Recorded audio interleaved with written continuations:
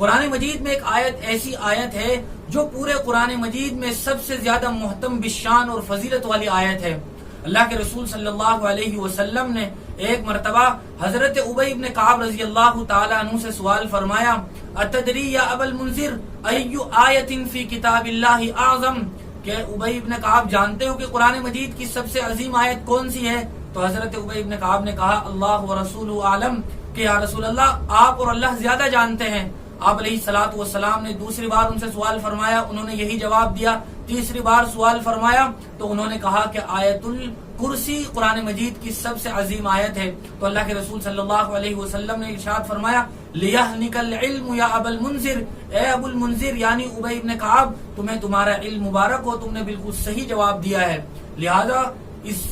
حدیث کے ذریعے سے یہ بات معلوم ہو گئی کہ آیت الکرسی سب سے زیادہ فضیلت والی اور عظیم آیت ہے۔ بلکہ اللہ کے رسول صلی اللہ علیہ وسلم نے آیت الکرسی کی فضیلت بیان کرتے ہوئے اپنی حدیث میں ارشاد فرمایا، من قرأ آیت الکرسی دبر کل صلاة مکتوبۃ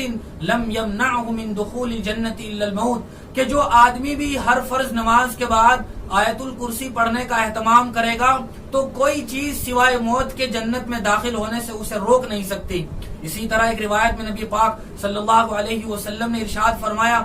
من قرأ آیت الکرسی وفاتحة المؤمن الى قوله غافر الذنب وقابل التوب شدید العقاب ذی الطول لا الہ الا هو الیہ المصیر لم یر شیئا یکرہه حتی یمسی ومن قرأها حین یمسی لم یر شیئا یکرہه حتی یصبح۔ آپ علیہ الصلوۃ والسلام نے ارشاد فرمایا کہ جو آدمی شام کے وقت آیت الکرسی اور سورۃ المؤمن کی ابتدائی آیات الیہ المصیر تک پڑھے گا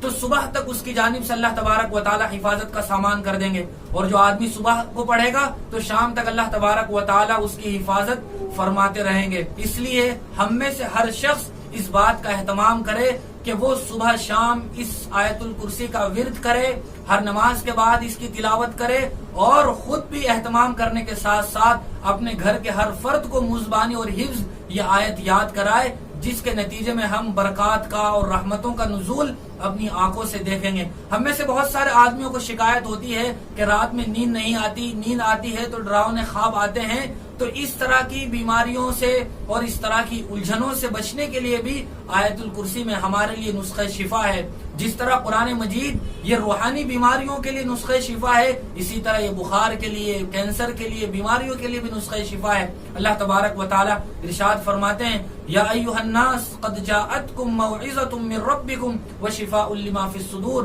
کہ یہ